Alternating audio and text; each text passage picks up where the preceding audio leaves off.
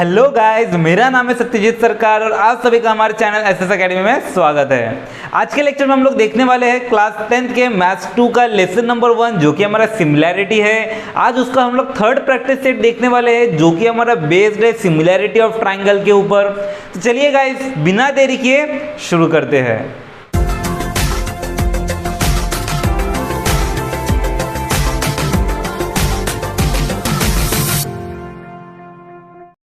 तो गाइज, अगर आप चैनल में नए हैं तो चैनल को सब्सक्राइब कर दीजिए। वीडियो अगर पसंद आता है तो वीडियो को लाइक कर दीजिए और बेल आइकन को जरूर दबा दीजिएगा लेटेस्ट नोटिफिकेशंस के लिए। तो चलिए गाइज, बिना देरी के हमारा शुरू करते हैं आज का टॉपिक जो कि है मेरा सिमिलैरिटी ऑफ ट्राइंगल। अब सिमिलैरिटी ऑफ ट्राइंगल देखने के पहले हम लोग पहले सिमिलर और कॉन्ग्रुएंट का फर्क देख लेते हैं, क्योंकि अक्सर मैंने देखा है बच्चों को सिमिलर और कॉन्ग्रुएंट में कंफ्यूज होते हुए। ये चीज भले ही आप लोगों ने प्रीवियस क्लासेस में देखी है, लेकिन अक्सर बच्चे भूल जाते हैं, जिस वजह से हम लोग छोटा सा एक रिकॉल कर लेंगे। और सबसे पहले तो सिमिलर और कॉन्ग्रुएंट में फर्क क्या है। तो सिमिलर मतलब क्या होता है, figure which are of the same shape but may be the different size are called similar figure. मतलब ऐसे दो फिगर जिनका शेप तो मेरा एकदम एग्जैक्टली सेम रहना चाहिए, लेकिन साइज जो है वो डिफरेंट भी चलेगा और सेम भी चलेगा। ऐसे फिगर्स को मैं क्या बोलता हूँ, सिमिलर फिगर। उसी तरह से कॉन्ग्रुएंट फिगर किसको बोलते हैं, जब मेरे शेप और साइज दोनों के दोनों एकदम एग्जैक्टली सेम हो, मतलब कॉन्ग्रुएंट हो, तब मैं क्या बोलूंगा, वो फिगर मेरा क्या है, कॉन्ग्रुएंट फिगर। एग्जाम्पल देख लेते हैं। हमारा फिगर बोले मतलब कोई भी फिगर चलेगा। यहाँ पे तो मैंने स्क्वायर ले लिया। स्क्वायर देखिए, मैंने दो स्क्वायर बनाए। यहाँ पे दोनों स्क्वायर देखिए बिल्कुल एक जैसे दिख रहे हैं, मतलब दोनों का शेप क्या है, बिल्कुल सेम है, लेकिन साइज क्या दिख रहा है, डिफरेंट दिख रहा है ना। अब साइज डिफरेंट दिख रहा है तो देखिए मेरा सिमिलर का कंडीशन बैठ गया। सिमिलर में क्या था, शेप सेम लेकिन साइज डिफरेंट, मतलब यहाँ पे मेरा ये दोनों को दोनों ट्राइंगल क्या रहेगा, सिमिलर, सॉरी स्क्वायर क्या रहेगा, सिमिलर रहेगा। लेकिन अगर मैंने बोला कि ये कॉन्ग्रुएंट है क्या, तो कॉन्ग्रुएंट है क्या, मेरे को कॉन्ग्रुएंट के लिए कंडीशन क्या है, शेप एंड साइज दोनों को दोनों सेम चाहिए, है क्या, मतलब ये मेरा कॉन्ग्रुएंट है क्या, नहीं। लेकिन उसी तरह से मैंने एक और फिगर बनाया जो कि दोनों को दोनों स्क्वायर मेरे एग्जैक्टली सेम दिख रहे हैं। अब यहाँ पे मैं इन दोनों को सिमिलर बोल सकता हूँ क्या, बोल सकता हूँ, क्योंकि यहाँ पे मेरे शेप तो सेम है, साइज क्या बोले, मे बी डिफरेंट, मतलब सेम भी चलेगा और डिफरेंट भी चलेगा, मतलब ये दोनों के दोनों सेम है, मतलब मैं सिमिलर भी बोल सकता हूँ, नो डाउट। कॉन्ग्रुएंट है क्या, तो कॉन्ग्रुएंट भी है। कॉन्ग्रुएंट के लिए यही चाहिए था, शेप और साइज दोनों सेम चाहिए। शेप और साइज दोनों सेम है, मतलब ये दोनों के दोनों फिगर्स मेरे क्या है, कॉन्ग्रुएंट है। क्लियर है। तो कॉन्ग्रुएंट मतलब ऐसे फिगर जिनका शेप साइज दोनों सेम होता है। सिमिलर मतलब ऐसे फिगर जिनका शेप सेम होता है, साइज सेम भी चलेगा और डिफरेंट भी चलेगा।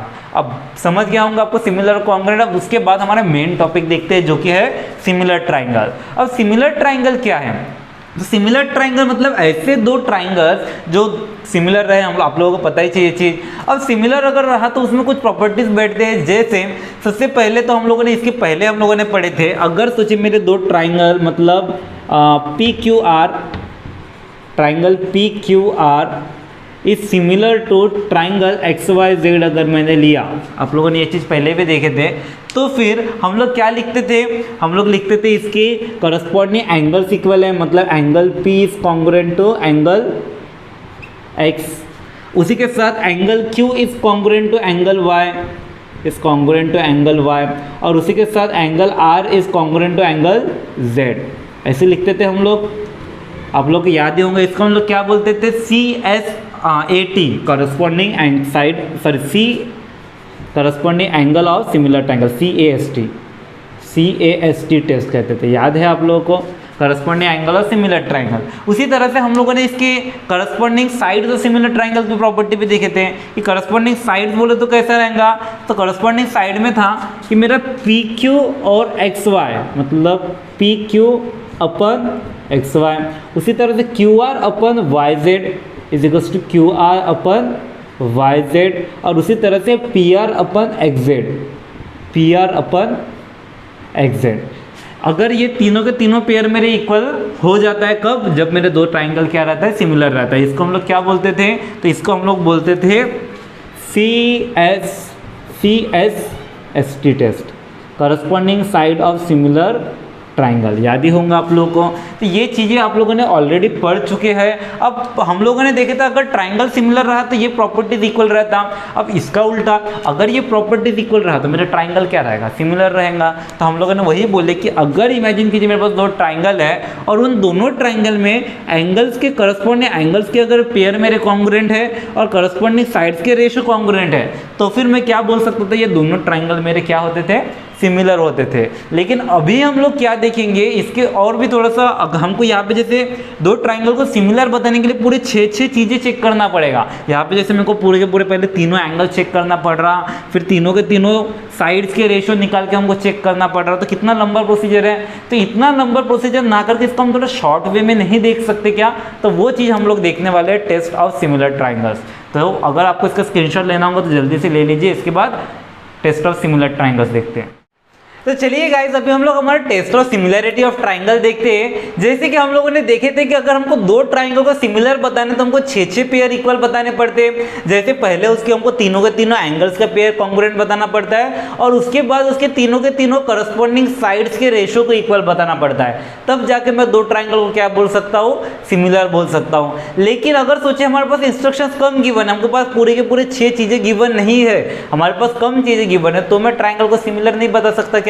तो वो चीजें हम लोग देखने वाले टेस्ट ऑफ सिमिलरिटी में। मतलब अगर हमारे पास कम इंफॉर्मेशन है तो भी मैं ट्राइंगल को सिमिलर बता सकता हूँ, लेकिन हमारे पास कोई स्पेसिफिक कंडीशन नहीं है कि वही इंस्ट्रक्शन गिवन रहा तो ही हो सकता है। तो कैसे इंस्ट्रक्शन है तो देखते हैं। सबसे पहले मेरा एंगल टेस्ट, मतलब 3 एंगल हमारे इक्वल रहने चाहिए। तो यहाँ पे बोले all the pair of corresponding angles are congruent. जब दो ट्राइंगल के सभी करस्पॉन्डिंग पेयर्स अगर कॉन्ग्रुएंट रहे तो फिर मैं दोनों ट्राइंगल को क्या बोल सकता हूँ, सिमिलर बोल सकता हूँ। मतलब एंगल ए और एंगल पी इक्वल होना चाहिए, एंगल बी और एंगल क्यू इक्वल होना चाहिए, और angle C and angle R क्या होना चाहिए, इक्वल होना चाहिए। मतलब इसका सभी के सभी करस्पॉन्डिंग पेयर्स क्या होने चाहिए, इक्वल होने चाहिए। तभी जाके मैं क्या बोल सकता हूँ, ये दोनों ट्राइंगल को सिमिलर। हमको पूरे के पूरे 6 बताने की जरूरत है क्या, नहीं है। तो यहाँ पे देखिए मैंने लिखा in triangle ABC and P Q R, A is congruent to P, B is congruent to Q and C is congruent to R. अगर ये कंडीशन फॉलो होगा तो दोनों ट्राइंगल मेरे सिमिलर है। हो गया। अब ये मेरा क्या था, एंगल टेस्ट, मतलब 3 एंगल की मदद से हम लोग ट्राइंगल को सिमिलर बताते हैं।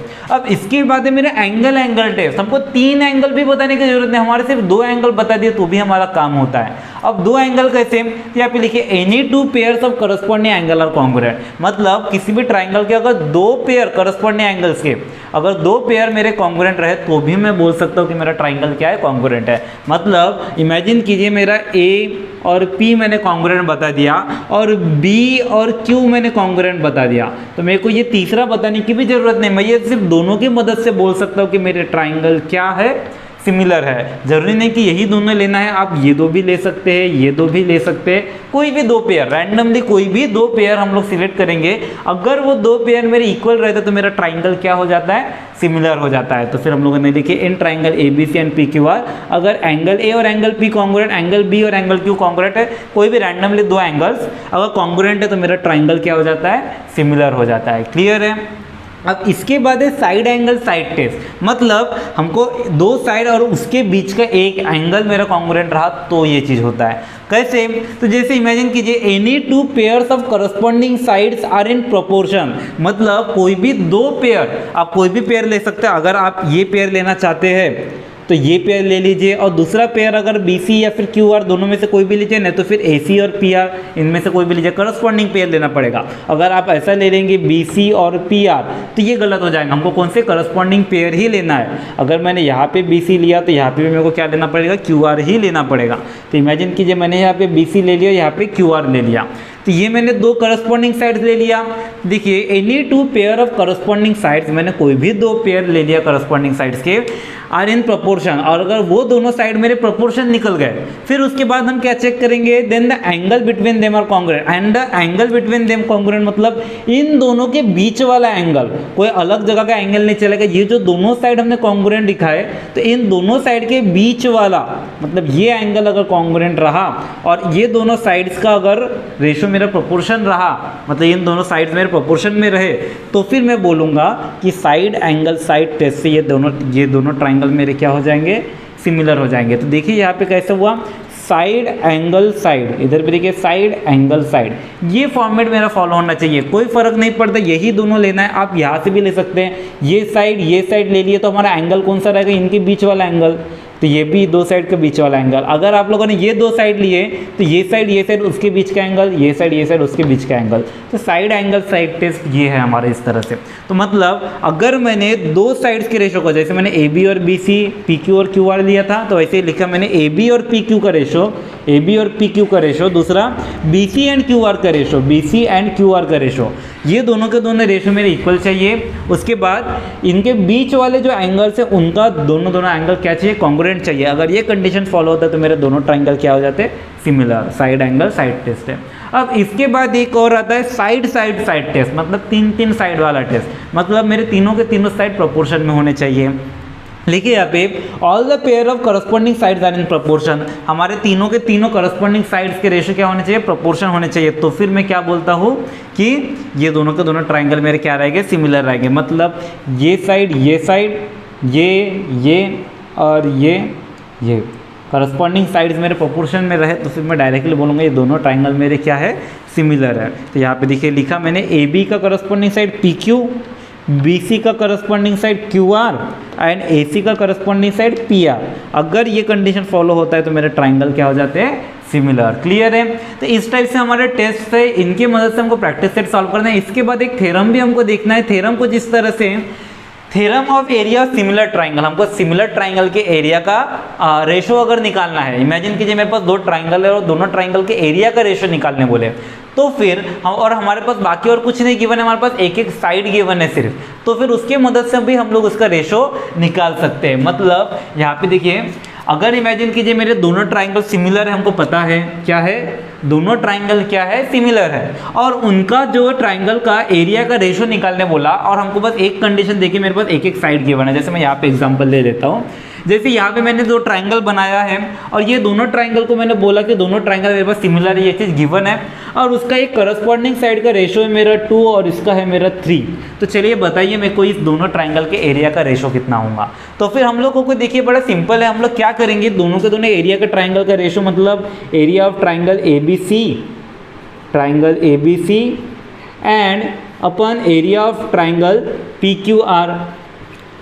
तो हमारे पास बस यही दो मेजर, ऐसा नहीं कोई भी मेजर, अगर सोचे हमारा कोई भी करस्पॉन्डिंग साइड का मेजर्स हमारे पास गिवन है तो फिर हमारा काम हो जाएगा। यहाँ पे क्या करेंगे, हमारा BC का स्क्वायर ले लेंगे अपन QR का स्क्वायर ले लेंगे। ये हमारा फॉर्मूला टाइप याद करके रखिए। देखिए ये एक थ्योरम है, थ्योरम हम लोग प्रूफ देखेंगे। मैंने बोला था आप लोगों को पिछले एक्सरसाइज में कि हम लोग जितने भी थ्योरम्स है उसको लेक्चर कंप्लीट होने के बाद में देखेंगे, क्योंकि अभी अगर मैंने थ्योरम एक्सप्लेन किया तो फिर आपको कंफ्यूज होने वाला है। तो इसी वजह से इस थ्योरम को ऐसे फॉर्मूले की तरह याद करके रखिए कि अगर मेरे दो ट्राइंगल सिमिलर है तो फिर अगर उनका मेरे को एरिया का रेशो निकालना है तो हम क्या करते हैं, डायरेक्टली उनके करस्पॉन्डिंग साइड का स्क्वायर का रेशो निकालते हैं। ठीक है, उनके करस्पॉन्डिंग साइड का स्क्वायर का रेशो निकालेंगे, रेशो का स्क्वायर नहीं करना, स्क्वायर का रेशो निकालेंगे, तो फिर जो रेशो मेरा वैल्यू निकलेगा वो मेरा क्या रहेगा, इस ट्राइंगल के एरिया का रेशो निकलेगा। मतलब जैसे मैंने बोला ये दोनों ट्राइंगल के एरिया का रेशो बताओ और इसका करस्पॉन्डिंग साइड का वैल्यू मेरा 2 और 3 गिवन है, तो फिर हम लोग कैसे सॉल्व करेंगे,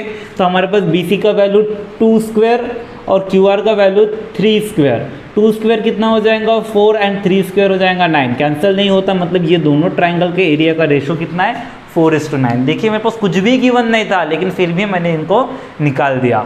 देखिए हम लोगों ने प्रैक्टिस सेट 1 में देखे थे कि अगर दो ट्राइंगल के एरिया का रेशो हम किस तरह से निकालते हैं, तो वहाँ पे देखिए हमको बेस और हाइट की ज़रूरत पड़ रही थी, लेकिन यहाँ पे हमको बाकी किसी चीज़ की ज़रूरत नहीं है। यहाँ पे बस मेरे को इतना पता होना चाहिए दो ट्राइंगल सिमिलर है और एक साइड पता होना चाहिए, तो फिर कैसा भी ट्राइंगल हो हम लोग उसके एरिया का रेशो निकाल सकते हैं। लेकिन देखिए करस्पॉन्डिंग साइड ही होना चाहिए, करस्पॉन्डिंग की जगह अगर दूसरा रहा तो फिर नहीं होगा। इमेजिन कीजिए आपका इधर 2 है और इधर आपका 3 है कुछ तो, और मैंने बोला चलिए रेशो निकालिए, तो आप निकाल सकते हैं क्या, नहीं निकाल सकते, क्योंकि यहाँ पे मेरे करस्पॉन्डिंग पेयर्स है, क्या करस्पॉन्डिंग पेयर मेरे इक्वल होने चाहिए तभी जाके ये चीज़ होता है। अब डायग्राम उल्टा बन गया तो फिर वो अलग जगह से दिखेगा, लेकिन हमारे डायग्राम के नाम देख के पता चल जाता है कि वो करस्पॉन्डिंग पेयर कौन से रहेंगे।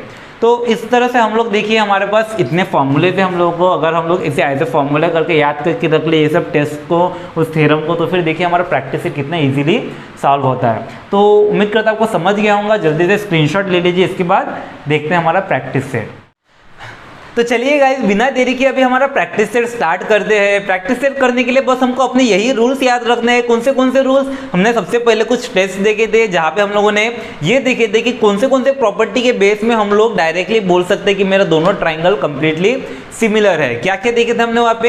एंगल टेस्ट देखे थे, एक और देखे थे एंगल टेस्ट, उसके बाद देखे थे साइड एंगल साइड टेस्ट, उसके बाद देखे थे साइड टेस्ट, और उसके बाद हमने एक थ्योरम देखे थे जहाँ पे हम लोगों ने देखे थे दो ट्राइंगल का रेशो हम निकाल सकते हैं। अगर वो दोनों ट्राइंगल मेरे सिमिलर है तो फिर उनके साइड का स्क्वायर करके अगर हमने रेशो निकाले तो उसका एरिया का रेशो के जितना होता है। तो ये हमारे कुछ रूल्स देखे थे। अगर इन रूल्स को याद रखें तो देखिए हमारा प्रैक्टिस सेट कितना इजीली सॉल्व हो जाता है। तो चलिए गाइस, बिना देरी के शुरू करते हैं हमारा प्रैक्टिस सेट। क्या बोले देखिए यहाँ पे हमारा फर्स्ट क्वेश्चन क्या बोले, in the figure angle ABC 75, angle EDC is also 75। हमारे पास एक फिगर है जहाँ पे एंगल ABC 75 और EDC भी मेरा कितना है 75 degree. State which two triangle similar and by which test, हमको बोले कौन से दो ट्राइंगल सिमिलर है और कौन से टेस्ट के साथ है। Also write the similarity of this two triangle by proper 1-to-1 correspondence, और उसके बाद बोले कि ये दोनों ट्राइंगल को मेरे को सिमिलर शो कीजिए और प्रॉपर 1-to-1 करस्पॉन्डेंस के साथ कीजिए। तो यहाँ पे मेरे को ट्राइंगल दो कौन से दिख रहे हैं? तो यहाँ पे देखिए एक ट्राइंगल दिख रहा है मेरा ABC और दूसरा ट्राइंगल दिख रहा है EDC। तो हम लोग लिख देंगे, हमारे पास दो ट्राइंगल है तो हम लोग लिखेंगे in triangle ABC and triangle EDC, यही दो ट्राइंगल दिख रहे हैं। अब इन दोनों ट्राइंगल में देखिए हमारे पास एक एंगल कॉन्ग्रुएंट दिख रहा है, मतलब यहाँ पे एंगल ABC और एंगल EDC ये दोनों के दोनों कितने डिग्री के हैं? 75 डिग्री के हैं। तो फिर मैं डायरेक्टली लिख सकता हूँ, यहाँ पे क्या लिखेंगे हम? Angle ABC is congruent to angle EDC। क्यों है ये दोनों के दोनों कॉन्ग्रुएंट? क्योंकि यहाँ पे मेरे दोनों के दोनों एंगल कितने डिग्री के हैं? 75 डिग्री के। तो हम लिख देंगे बोथ आर 75 डिग्री। याद रखिए हमारा ज्योमेट्री में रीजन लिखना बहुत इंपॉर्टेंट है। अगर हम रीजन नहीं लिखेंगे तो हमारा सॉल्विंग का कोई मतलब नहीं रहेगा, सामने वाला हमारा पूरा आंसर सही होते हुए भी मार्क्स नहीं देगा। हमको यहाँ पे रीजन लिखना हर एक स्टेप में कि हमारा ये आया कहाँ से, वो सबसे इंपॉर्टेंट काम होता है। बस हम लोग क्या कर रहे हैं, हमको पता है वो क्यों आया तो वो बाजू में लिख दे रहे हैं और कुछ नहीं। तो देखिए हम लोगों ने लिख दिए दोनों एंगल मेरे कॉन्ग्रुएंट है क्योंकि दोनों 75 डिग्री है।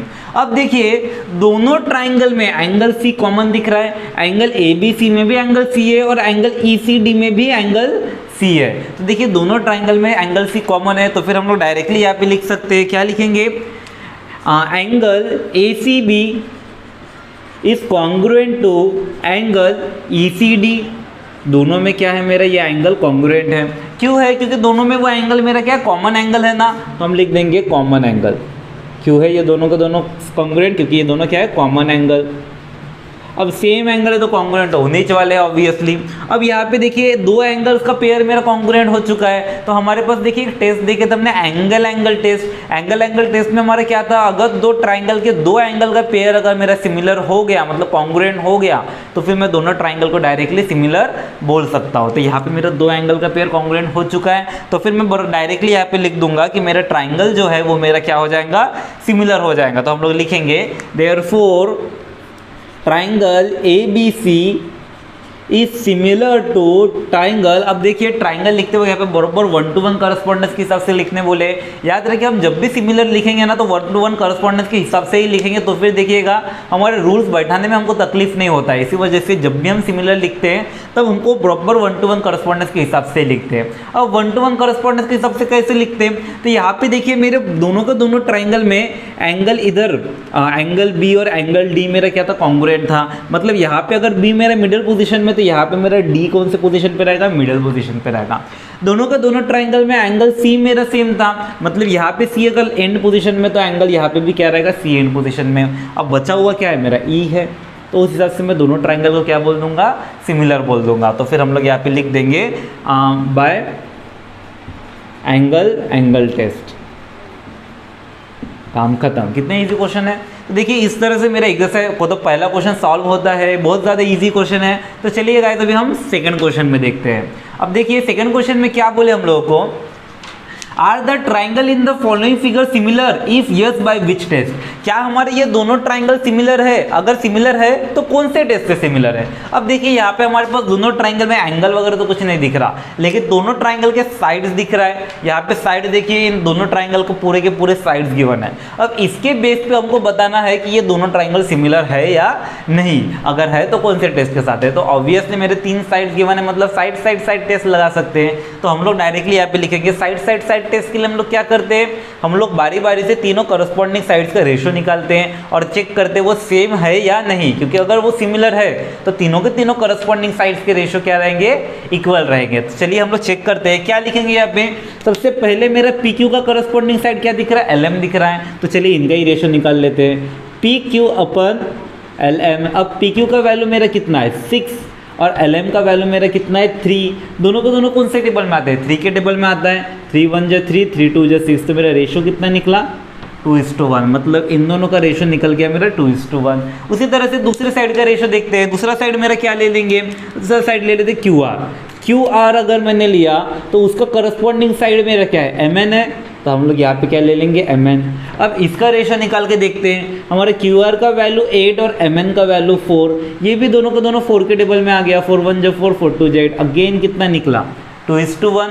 अब चलिए हमारा थर्ड साइड देखते हैं। थर्ड साइड मेरे पास क्या है, P R and L N दिख रहा है। तो हम लोग लिख लेते हैं वहाँ पे फिर से P R upon L N. अब P R upon L N करेंगे तो कितना हो जाएगा, पी आर का वैल्यू हमारे पास 10 और एल एन का वैल्यू कितना है 5। दोनों को दोनों देखिए 5 के टेबल में आता है। हम लोग डायरेक्टली लिखेंगे 5 1 जा 5 एंड 5 2 जा 10। अगेन मेरे रेशियो कितना निकला 2:1। यहाँ पे देखिए तीनों के तीनों रेशियो मेरे क्या निकले, सेम निकले। अगर सेम निकले तो फिर हम लोग क्या बोलेंगे, देयरफॉर फ्रॉम 1 2 एंड 3। यहाँ पे लोग तो इनको इक्वेशन का नाम दे दीजिए, क्या दे देंगे। चलिए हम इसको इक्वेशन 1 दे देते हैं, इसको इक्वेशन 2 दे देते हैं और इसको इक्वेशन 3 दे देते हैं। तो फिर हम लोग लिखेंगे फ्रॉम 1 2 एंड 3 मेरे तीनों के तीनों रेशियो क्या हो चुके हैं, इक्वल हो चुके हैं। तो फिर हम लोग लिखेंगे हमारे तीनों रेशियो मतलब P Q upon L M is equal to Q R upon M N. Q R upon M N is equals to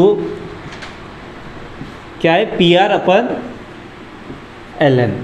तो मेरे तीनों के तीनों रेशियो इक्वल है। अगर तीनों रेशियो इक्वल है तो फिर मैं डायरेक्टली क्या बोलूँगा, by side side side test. ये तीनों के तीनों ट्राइंगल बन गए, दोनों को दोनों ट्राइंगल मेरे क्या हो जाएंगे, सिमिलर हो जाएंगे। तो फिर हम लोग लिखेंगे by side side side test, ये दोनों ट्राइंगल मेरे क्या है, similar. Triangle P Q R is similar to triangle. अब देखिए लिखते वक्त हमेशा मैंने बोला था ध्यान में रखिएगा कि हम वो 1-to-1 करस्पॉन्डेंस के हिसाब से ही लिखिए, नहीं तो फिर हमारा वो आगे में जाके हमारे पास से गलती होने के चांसेस बढ़ जाते हैं। इसी वजह से चलिए इसको 1-to-1 करस्पॉन्डेंस के हिसाब से देखें तो पी क्यू के साथ पेयर क्या बना रहा है, एल एम बना रहा। तो हमारे देखिए P Q upon L M था, तो यहाँ पर हम P Q upon L M लिख देते हैं हम।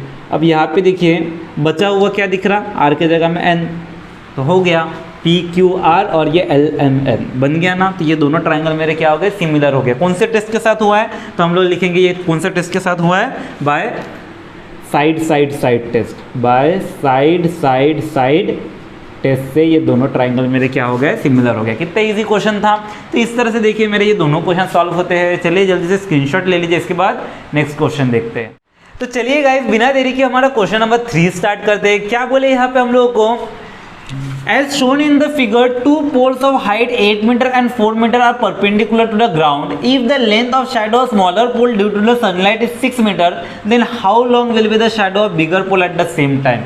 इसका मतलब क्या हुआ, तो हमारे पास बोले ज़मीन पे 2 पोल है जो परपेंडिकुलर है। तो हमने बना लिए, देखिए ये ज़मीन है मेरा और उसके ऊपर 2 पोल परपेंडिकुलर है। पहला पोल है मेरा पी आर जो कि 4 मीटर का है और दूसरा पोल मेरा ए सी जो कि 8 मीटर का है। तो बोले if the length of shadow smaller pole due to sunlight is 6 metre. अब सनलाइट के वजह से जो स्मॉलर पोल का शैडो है वो कितना मीटर का है, 6 मीटर का।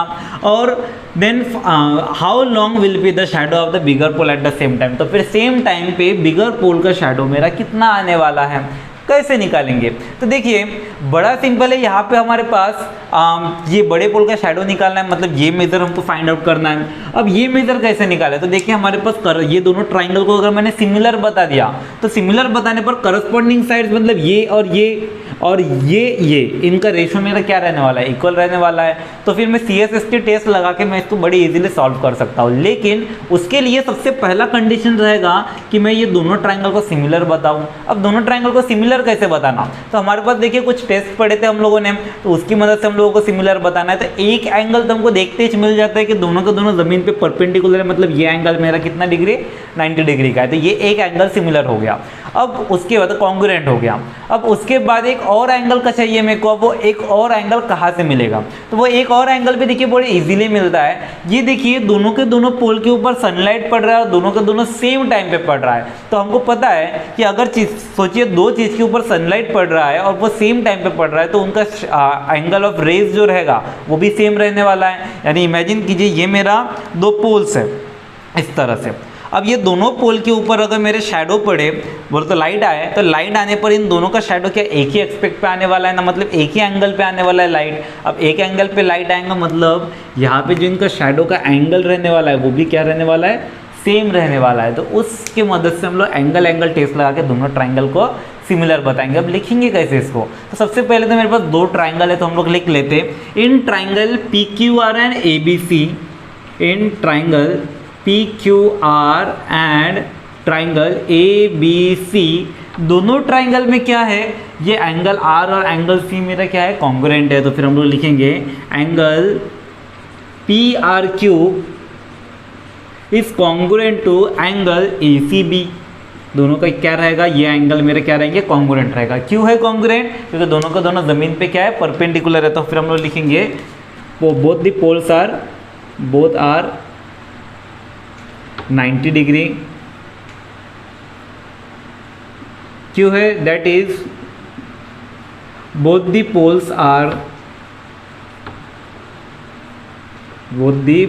Are perpendicular to ground,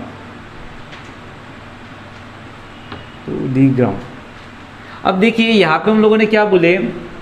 both the poles are perpendicular to the ground लिखते हैं।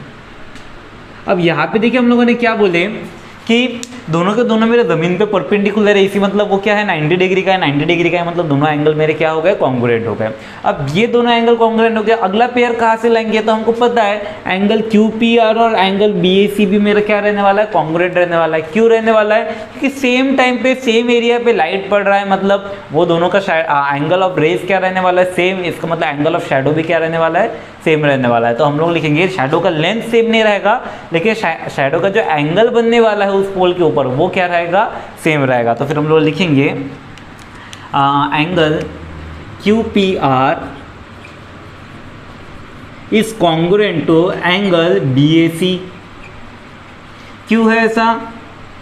बोथ द शैडो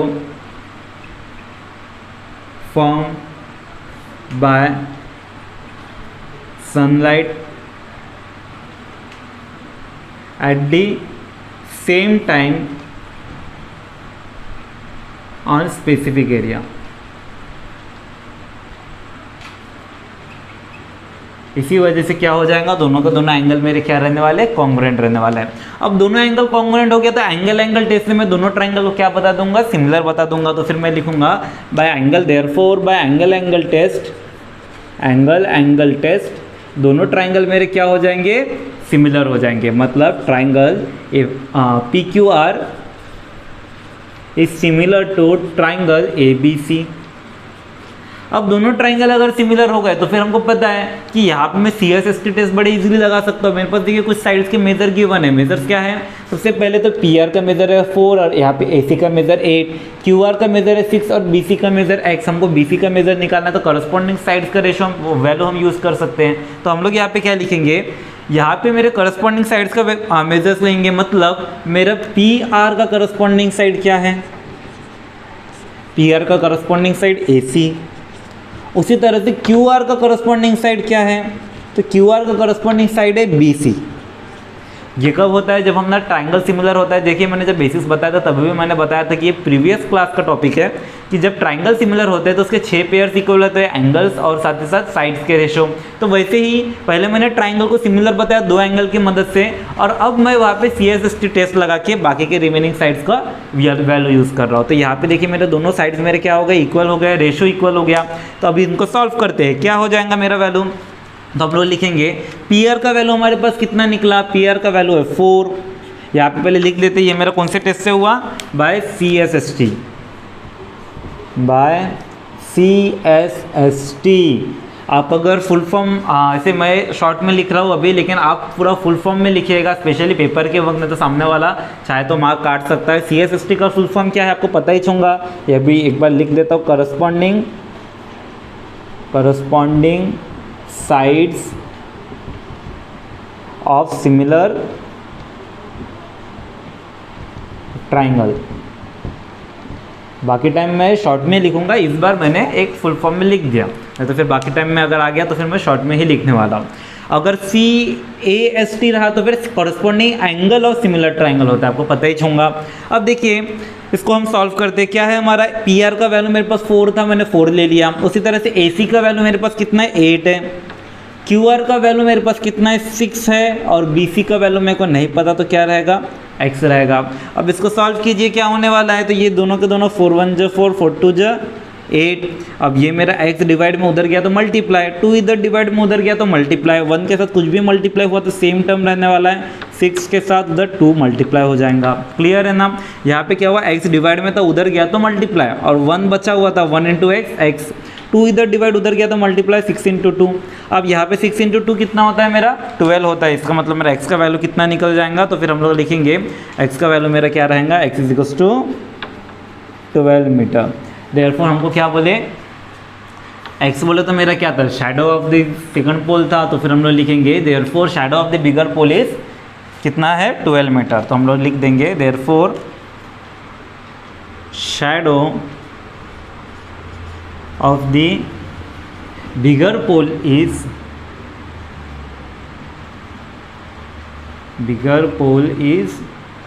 कितना है? 6 मीटर। कितना इजी क्वेश्चन था? Sorry 12 metre, 12 metre. कितना इजी क्वेश्चन था। तो इसके बाद चलिए अभी हम लोग सेकेंड क्वेश्चन देखते हैं। इन triangle ABC, AP is perpendicular to BC, BQ is perpendicular to AC, BPC are in same line, AQC are in same line, then prove that triangle CPA is similar to CQB if AP is equals to 7, BQ is equals to 8, BC is equals to 12, then find AC। क्या बोले यहाँ पे हम लोग को? हमारे पास एक figure है जहाँ पे क्या है? एक ट्राइंगल ABC है, जहाँ पे क्या बोले? AP जो है वो मेरा BC से परपेंडिकुलर है। BC से परपेंडिकुलर मतलब ये मेरा ऑब्वियसली कितने डिग्री का? 90 डिग्री का। उसी तरह से BQ is perpendicular to AC, BQ जो है वो AC से परपेंडिकुलर, मतलब ये एंगल भी कितने डिग्री का हो जाएगा? 90 डिग्री का। Then prove that triangle CPA is similar to CQB। अब यहाँ पे हमको क्या प्रूफ करने बोले? ट्राइंगल CPA मतलब ये वाला जो ट्राइंगल है वो मेरा सिमिलर है किसके साथ? ट्राइंगल CQB मतलब इस ट्राइंगल के साथ सिमिलर है। ठीक है, तो हमको ये बोले कि ये जो ट्राइंगल है वो इस ट्राइंगल के साथ सिमिलर। देखिए ज्योमेट्री में बड़ा इंपॉर्टेंट होता है कि हमको कंस्ट्रक्ट बोले तो डायग्राम में से जितना चाहिए बस उतना देखना, बाकी का पोर्शन को अपने दिमाग में से थोड़ी देर के लिए ओमिट कर देना। ये चीज़ जो कर सकता है ना उसके लिए ज्योमेट्री और ज़्यादा ईजी हो जाता है। ज्योमेट्री वैसे भी ईजी है लेकिन और ज़्यादा ईजी हो जाता है अगर हमको डायग्राम में जितना चाहिए हमको सिर्फ उतना देखते आ गया। अब यहाँ पे देखिए हमारे पास बोले ट्राइंगल CPA, तो CPA ये वाला ट्राइंगल दिख रहा है और ट्राइंगल CQB ये वाला ट्राइंगल दिख रहा है। अब इन दोनों ट्राइंगल को मेरे को क्या बताना है? सिमिलर बताना। अब कैसे बताएंगे? तो देखिए पहले तो मेरे पास दोनों ट्राइंगल में ये जो एंगल है वो 90 डिग्री ये मेरे पास गिवन है, तो एक एक एंगल का काम हो गया। अब उसके बाद दोनों ट्राइंगल पे देखिए एंगल C कॉमन दिख रहा है। अब दोनों ट्राइंगल में एंगल C कॉमन है मतलब एक और एंगल कॉन्ग्रुएंट हो गया।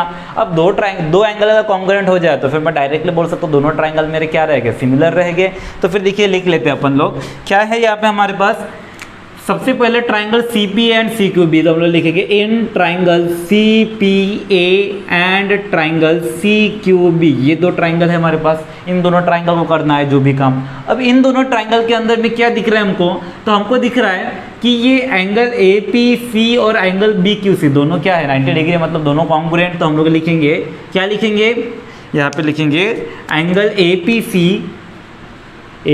सी is congruent to angle B Q C. क्यों है दोनों के दोनों कॉन्ग्रुएंट, तो हम लोग लिखेंगे both are 90 degree, both are right angle, दोनों के दोनों मेरे क्या है राइट एंगल है, ये गिवन था हमारे पास। अब दोनों 90 डिग्री हो गया, एक एंगल का काम हो गया। अब उन दोनों ट्राइंगल में देखिए एंगल सी क्या दिख रहा है, मेरा कॉमन एंगल दिख रहा है, तो फिर हम लोग यहाँ पे लिख देंगे, क्या लिखेंगे, angle A C P angle A C P is congruent to angle क्या है बी सी क्यू एंगल। देखिए क्या लिखा मैंने, एंगल ए सी पी, मतलब इस ट्राइंगल के हिसाब से सोचा तो फिर एंगल ए सी पी हो गया, और जब इस ट्राइंगल के हिसाब से सोचा तो एंगल बी सी क्यू हो गया। ठीक है, अब दोनों एंगल मेरे क्या है कॉन्ग्रुएंट है, क्यों है क्योंकि दोनों को दोनों कॉमन एक ही एंगल है ना, तो फिर हम लोग यहाँ पे लिख देंगे कॉमन एंगल, क्यों है वो क्योंकि दोनों एंगल मेरे क्या है कॉमन एंगल। अब कॉमन एंगल हो गया, दोनों के दोनों मेरे कॉन्ग्रुएंट हो गए। इसके बाद देखिए हमारे पास दो एंगल का पेयर कॉन्ग्रुएंट हो चुका है, अगर दो पेयर कॉन्ग्रुएंट हो गया तो एंगल टेस्ट से मैं दोनों ट्राइंगल को क्या बोल सकता हूँ, सिमिलर बोल सकता हूँ। तो फिर हम लोग लिखेंगे बाय एंगल टेस्ट, देयरफॉर मेरा triangle C P A is similar to क्या हो जाएगा ट्राइंगल सी क्यू बी। किससे हुआ, बाय एंगल टेस्ट से दोनों ट्राइंगल मेरे क्या हो गए सिमिलर हो गए। अब देखिए मेरा काम अभी तक खत्म नहीं हुआ, यहाँ पे हमको ए पी बी क्यू और बी सी का मेजर देखिए ए सी का मेजर निकालना है। अब देखिए इनका रिलेशन इस ट्राइंगल में ढूंढिए, ट्राइंगल में कैसे, देखिए सबसे पहले हमारे पास क्या दिख रहा है, ए पी का मेजर 7 है, ए पी किधर है, ये है ए पी। ठीक है, अब ए पी का रिलेशन किसके साथ, बी क्यू, अब बी क्यू भी हमारे पास गिवन है, ए पी भी गिवन है, बी क्यू भी गिवन है। BC का मेजर हमको पता है, BC का मेजर कितना है, BC का मेजर है हमारे पास 12। तो फिर बताइए AC का, AC भी देखिए ये वाला।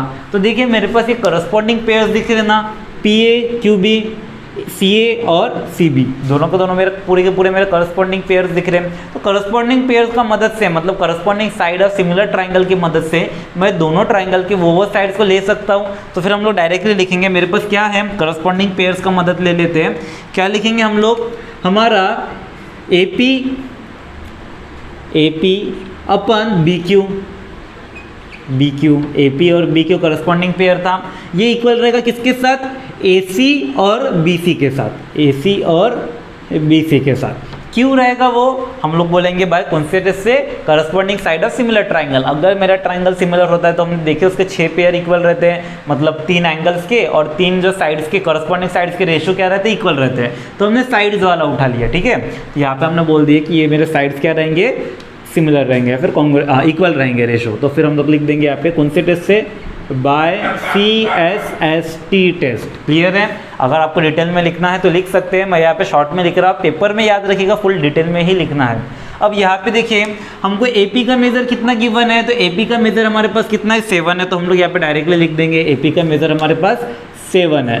BQ का मेजर हमारे पास कितना है, तो BQ का मेजर है 8 इजिकल्स टू AC का मेजर कितना है हमको नहीं पता, लेकिन BC का मेजर हमको पता है कितना है 12 है। अब इसको हमको सॉल्व कर देते हैं, 12 इधर डिवाइड उधर गया तो multiply 7 into 12 divide by 8 equals to AC क्या हो जाएगा, दोनों को दोनों 4 के टेबल में आता है, 4 2 जा 8 और 4 3 जा 12, कितना बचा हमारे पास 7 into 3 divide by 2 equals to AC। 7 into 3 कितना होता है 21, तो हम लोग लिखेंगे 21 divide by 2 equals to AC, मतलब AC का वैल्यू कितना हो जाएगा 21 डिवाइड बाई 2 कितना होता है 10.5, तो AC का वैल्यू मेरा कितना हो गया 10.5। तो इस तरह से देखिए मेरा AC का वैल्यू मेरा मिल चुका है। कितना मिला हमको, AC का वैल्यू 10.5, काम खत्म, यही हमको निकालना था ना। तो देखिए फर्स्ट क्वेश्चन में हमको क्या निकालना था, यहाँ पे बोले तो पहले हमको बोले थे प्रूफ करके बताओ ये दोनों सिमिलर है, सिमिलर पे बता दिए, उसके बाद बोले थे फाइंड AC भी निकाल दिए, कितना इजीली सॉल्व हो गया। तो इस तरह से देखिए मेरे दोनों क्वेश्चन सॉल्व होता है, कितना ईजी क्वेश्चन है, तो जल्दी से स्क्रीनशॉट ले लीजिए, इसके बाद नेक्स्ट क्वेश्चन देखते हैं। चलिए गाइस, अभी हम लोग हमारा नेक्स्ट क्वेश्चन देखते हैं जो कि हमारा क्वेश्चन नंबर 5 है। क्या बोले यहाँ पे, given in trapezium PQRS side PQ is parallel to side SR, AR is equals to 5 AP, AS is equals to 5 AQ, then prove that SR is equals to 5 PQ। देखिए क्या बोले यहाँ पे हम लोग को, AR is equals to 5 AP, हमारे पास एक PQRS है जो कि क्या है, एक ट्राइपेजियम है, और इस ट्राइपेजियम में क्या बोल रहे हैं, PQ और SR आपस में क्या है, पैरेलल है, जहाँ पे AR का वैल्यू कितना है, 5 AP जितना, मतलब जो AR है, मतलब AR कहाँ पे है, ये रहा, ये AR का जो वैल्यू है वो कितना है, 5 AP जितना, मतलब AP का 5 बार मल्टीप्लाई किया तो फिर मेरा AR मिलता है। उसी तरह से क्या बोले, AS is equals to 5 AQ, मतलब जो AS है इसका वैल्यू किससे मिलता है, 5 AQ जितना, मतलब AQ को 5 से मल्टीप्लाई किया तो मेरे को क्या मिलता है, AS मिलता है। Then prove that SR is equals to 5 PQ, तो फिर हमको ये प्रूव करना है जो ये SR है इसको भी 5 PQ मिलाने के बाद मेरा क्या बनता है, SR बनता है। कैसे प्रूफ करेंगे, तो देखिए बड़ा इजी है क्वेश्चन, दिखने में ऐसा लगता है कि क्या ना क्या होगा, लेकिन बहुत ही ज़्यादा इजी क्वेश्चन है। क्या बोले यहाँ पे हमको क्वेश्चन समझना पड़ेगा। हमारे पास देखिए इसके अंदर ये जो पैरेलल वो तो ट्राइपेजियम है, इस ट्राइपेजियम के अंदर दो ट्राइंगल दिख रहा है। ट्राइंगल कौन से दिख रहे हैं, तो एक ट्राइंगल दिख रहा है ASR और दूसरा ट्राइंगल दिख रहा है APQ, दो ट्राइंगल दिखे। तो देखिए अच्छे से देखिए, ASR ये मेरा एक ट्राइंगल है और APQ ये मेरा एक ट्राइंगल है। अब इस ट्राइंगल में इन दोनों का कुछ तो रेशो गिवन है, मतलब रेशो मतलब AR is equals to 5 AP बोले, AR is equals to 5 AP, मतलब इन दोनों का एक रेशो गिवन है, और AS is equals to 5 AQ बोले, इन दोनों का रेशो गिवन है। अब रेशो कैसे गिवन है, अब यहाँ पे तो रेशो नहीं दिख रहा है, यहाँ पे तो कुछ मल्टीपल में दिख रहा। तो देखिए कितने ईजिली हम लोग इसके मदद से रेशो निकाल सकते। कैसे, तो देखिए हम लोग क्या लिखेंगे, क्या है हमारे पास गिवन, हमारे पास गिवन है AR is equals to 5 AP, AR is equals to 5 AP, या फिर ऐसे भी लिख सकते AR is equals to 5 AP, ये मेरे पास क्या है, गिवन है। जैसे लिखे चलेगा, कोई फर्क नहीं पड़ता। अब AR is equals to 5 AP है, तो देखिए AP इधर डिवाइड में तो उधर गया तो क्या हो जाएगा, मल्टीप्लाई में, मतलब मैं इसको ऐसे लिख सकता हूँ AR is equals to AR divide by AP is equals to 5 upon नीचे में कुछ ना होने का मतलब क्या, 1। देखिए क्या किया हमने, AP मेरा इधर मल्टीप्लाई में था, उधर गया तो क्या हो गया, डिवाइड में हो गया, तो AR अपन AP, और इधर 5 के नीचे कुछ नहीं था तो हमने क्या लिख दिया, 1। हमको पता है हम किसी भी नंबर के नीचे 1 लिख सकते हैं, क्योंकि किसी का भी कोई भी डिनोमिनेटर ना होने का मतलब क्या होता है, 1 होता है।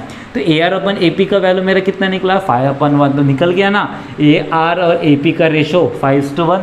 उसी तरह से देखिए मेरे पास एक और वैल्यू गिवन है, क्या गिवन है हमारे पास, तो हम लोग लिखेंगे हमारे पास क्या गिवन है, AS is equals to 5 AQ given है, तो हम लोग लिखेंगे AS is equals to 5 AQ given है। अब ये भी मेरा गिवन है तो हम लोग लिख देते ये है गिवन, ठीक है। अब ये मेरा 5 इधर 5 इंटू AQ मल्टीप्लाई में उधर गया तो डिवाइड में, तो हम क्या लिख देंगे, AS upon AQ is equals to AS upon AQ is equals to 5/1, same उसी तरीके से। तो देखिए मेरे पास दोनों रेशो निकल गए, क्या है, AS upon AQ is equals to 5:1। देखिए मैं इसको इक्वेशन 1 और इक्वेशन 2 दे दूंगा, ये मेरा इक्वेशन 1 है और ये मेरा इक्वेशन 2 है, क्लियर है। अब देखिए मेरे दो साइड्स के रेशो निकल गए। देखिए हम लोग यहाँ पे क्या कर रहे हैं, साइड एंगल साइड टेस्ट बना रहे हैं। हमको देखिए ये दोनों साइड्स का रेशो मिल चुका है, ये दोनों साइड का रेशो मिल चुका है, और दोनों का दोनों रेशो क्या मिले, सेम। अब देखिए दो साइड्स और उनके बीच का एंगल, अब मैं अगर किसी तरह से इस एंगल को इक्वल बता दूँ तो फिर मेरा साइड एंगल साइड टेस्ट बैठता है ना, तो उसी कंसेप्ट का यूज करेंगे। यहाँ पे देखिए इन दोनों एंगल को हम कैसे इक्वल बताएं, तो फिर हमको पता है कि अगर दो लाइन मेरा कभी क्रॉस में जाए तो वर्टिकली अपोजिट एंगल से ये दोनों एंगल मेरे इक्वल रहते हैं और ये दोनों एंगल मेरे क्या रहते, इक्वल रहते। हमको पता है, ये चीज़ हम लोगों ने पहले ही पढ़ चुके हैं। तो यहाँ पे देखिए वर्टिकल अपोजिट एंगल से ये दोनों एंगल मेरे क्या होने वाले, कॉन्ग्रुएंट होने वाले। तो फिर हम लोग लिख देंगे, क्या लिखेंगे, एंगल RAS या फिर angle RAS is congruent to angle क्या हो जाएगा, PAQ। क्यों है ऐसा, by vertically opposite angle, vertically opposite angle.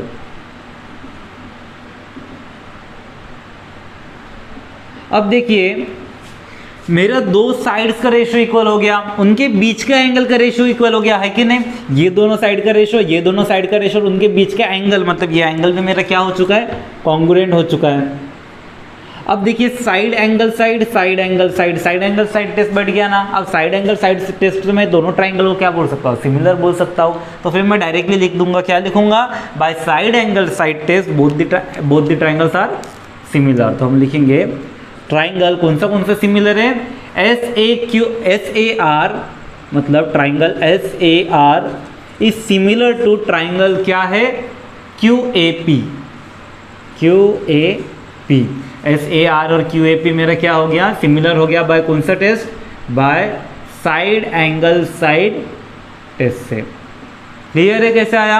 तो देखिए हमारे दोनों के दोनों ट्राइंगल सिमिलर हो गए। अगर ट्राइंगल सिमिलर है तो मैं यहाँ पे CSST टेस्ट लगा सकता हूँ, करस्पॉन्डिंग साइड और सिमिलर ट्राइंगल वाली प्रॉपर्टी। तो CSST टेस्ट से क्या होता है, इनके करस्पॉन्डिंग जो साइड्स उनका रेशो क्या हो जाता है, इक्वल हो जाता। तो फिर हम लोग लिखेंगे बाय CSST टेस्ट मेरे इन दोनों का रेशो मेरा 5:1 है। मतलब हम लोग लिख देंगे यहाँ पे, क्या लिखेंगे, CSST टेस्ट में मेरा क्या होता है। तो फिर देखिए ये AS और AQ का वैल्यू इक्वल, AS और AQ का रेशो, AR और AP का रेशो और SR और QP का रेशो मेरा क्या रहता है, इक्वल रहता। अब देखिए हमारा ऑलरेडी निकल चुका है AR अपन AP का रेशो 5:1, उसी तरह से AS अपन AQ का रेशो 5:1। हमको निकालना क्या है, SR अपन PQ। तो हम लोग देखिए बड़े इजीली निकाल लेंगे। यहाँ पे क्या लिखेंगे, वी नो क्या है हमारे पास, हम लोग लिख देते हैं, क्या लिखेंगे, AR upon AP is equals to, हम लोग क्या लिखेंगे, AS upon AQ is equals to क्या है हमारा, SR अपन PQ। देखिए हमने करस्पॉन्डिंग साइड की सबसे बैठा दिए, AR अपन AP, उसके बाद AS अपन AQ और उसके बाद SR अपन QP या फिर SR अपन PQ, जैसा बोलिए चलता है। तो देखिए ये तीनों के तीनों मेरे रेशो इक्वल हो गए। क्यों है, बाय CSST टेस्ट हम लिख देते हैं। यहाँ पे कौन से टेस्ट से हुआ है, by corresponding side of similar triangle, उस टेस्ट से हो गया। अब यहाँ पे देखिए इन दोनों का रेशो मेरा कितना था, 5:1। मतलब SR अपन PQ का भी रेशो कितना रहेगा, 5:1 रहेगा। तो फिर हम लोग डायरेक्टली लिख देंगे, क्या लिखेंगे, SR upon PQ is also is equals to, SR upon PQ is also is equals to कितना रहेगा मेरा, 5:1। क्योंकि इन दोनों का रेशो अगर 5:1 है तो इसका भी रेशो कितना रहेगा, 5:1। लगभग यहाँ पे लिख दीजिए, इसका इक्वल्स टू कितना था, 5:1 था। ठीक है, इन दोनों का 5:1 मतलब इसका भी 5:1। अब देखिए इनका अगर 5:1 है, PQ इधर मेरे डिवाइड में उधर गया तो क्या हो जाएगा, मल्टीप्लाई में हो जाएगा। तो SR is equals to 5PQ होने वाला है ना। 1 डिनोमिनेटर में लिखे ना लिखे कोई फ़र्क नहीं पड़ता। तो SR का वैल्यू मेरा क्या बन गया, 5PQ, वही मेरे को चाहिए था। Proof that SR is equals to 5PQ, कितना इजीली निकल गया। तो इस तरह से देखिए मेरा क्वेश्चन प्रूव्ड होता है। तो फिर हम लोग लिख देंगे इसी तरह से मेरा क्वेश्चन प्रूव हो चुका है, प्रूव्ड। क्लियर है, कितने इजीली सॉल्व हो गया। अब चलिए इसके बाद हमारा नेक्स्ट क्वेश्चन देखते हैं। In trapezium ABCD side AB is parallel to side DC।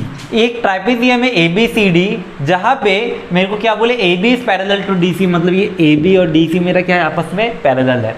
अब यहाँ पे क्या बोले, diagonal AC and BD intersect in point O। अब ये जो डायगोनल है AC और BD, ये मेरा कौन से पॉइंट पे इंटरसेक्ट किया, पॉइंट O पे इंटरसेक्ट किया। If AB is equals to 20, AB का वैल्यू जो है वो मेरा 20 है, DC इज इक्वल्स टू 6, मतलब ये जो DC है इसका वैल्यू मेरे पास 6 है, and OB is equals to 15, ये जो OB है इसका वैल्यू मेरे पास कितना है, 15 है। देन फाइंड OD, हमको क्या निकालना है, OD निकालना है। अब कैसे निकालेंगे, तो देखिए बड़ा सिंपल है। यहाँ पे मेरे को कौन सा टेस्ट लगाना पड़ेगा, CSST टेस्ट लगाना पड़ेगा। अब कैसे लगाएंगे CSST टेस्ट, तो देखिए सबसे पहले ये साइड और ये साइड मेरा करस्पॉन्डिंग साइड दिख रहा, ये साइड और ये साइड मेरा करस्पॉन्डिंग साइड दिख रहा था, ये करस्पॉन्डिंग साइड का एक पेयर मिसिंग दिख रहा, मतलब CSST टेस्ट लगाना है। लेकिन CSST टेस्ट कब लगा सकते, जब मेरे ट्राइंगल सिमिलर होता है। तो ट्राइंगल सिमिलर है क्या हमारे पास, गिवन है क्या कहीं पर, नहीं है। तो ट्राइंगल को सिमिलर बनाना पड़ेगा। अब कैसे बनाएंगे, तो देखिए बड़ा सिंपल है। हम लोग देखिए हमको पता है वर्टिकल अपोजिट एंगल से ये एंगल और ये एंगल मेरा कॉन्ग्रुएंट हो जाता है, इसमें नो डाउट। लेकिन दूसरा एंगल हम कहाँ से लाएंगे, तो दूसरा एंगल लाने के लिए बहुत सिंपल सा एक तरीका है। हम लोगों को पता है कि अगर सोचिए मेरे लाइन अगर पैरेलल रहा, ठीक है, और उसमें अगर एक ट्रांसवर्सल रहा, तो उसमें अल्टरनेट एंगल्स का पेयर क्या रहता है, इक्वल रहता है। मतलब अल्टरनेट एंगल मतलब ये एंगल और ये एंगल क्या रहता है, इक्वल रहता। ये एंगल और ये एंगल क्या रहता है, इक्वल रहता है। ये हमने पहले ही पढ़े हैं। अब यहाँ पे देखिए हमको पता है ये दोनों लाइन मेरे क्या है, पैरेलल है, और वहाँ पे ये जो AC है वो मेरा क्या रहेगा, ट्रांसवर्सल रहेगा। मतलब ये फिगर मेरा कुछ इस टाइप का है। तो इस फिगर में हमको बस मतलब किससे है, बाकी किसी से कोई मतलब नहीं है, मतलब इससे मेरा कोई मतलब नहीं है। ये दोनों लाइन मेरे को पैरेलली गिवन है, और उसमें ये जो लाइन है ये मेरा क्या है, ट्रांसवर्सल है। अगर मैं इसको थोड़ा थोड़ा सा लंबा खींच दूँ तो फिर देखिए एकदम क्लियरली दिखने लगा, है ना। तो देखिए मैंने बोला आप लोगों को पहले भी कि क्वेश्चन में, ज्योमेट्री में स्पेशली हमको नज़र बहुत इंपॉर्टेंट है कि हमको जितना चाहिए बस उसके तरफ देखना। तो यहाँ पे देखिए ये दोनों लाइन पैरेलल और ये मेरा क्या हो गया, ट्रांसवर्सल। तो अल्टरनेट एंगल पेयर से मैं ये दोनों एंगल को इक्वल बता सकता हूँ। उसी तरह से अल्टरनेट एंगल पेयर से मैं इस एंगल को और इस एंगल को क्या बताऊँगा, इक्वल बता दूंगा। देखिए एंगल टेस्ट से मैं दोनों ट्रायंगल को सिमिलर नहीं बता सकता हूँ क्या।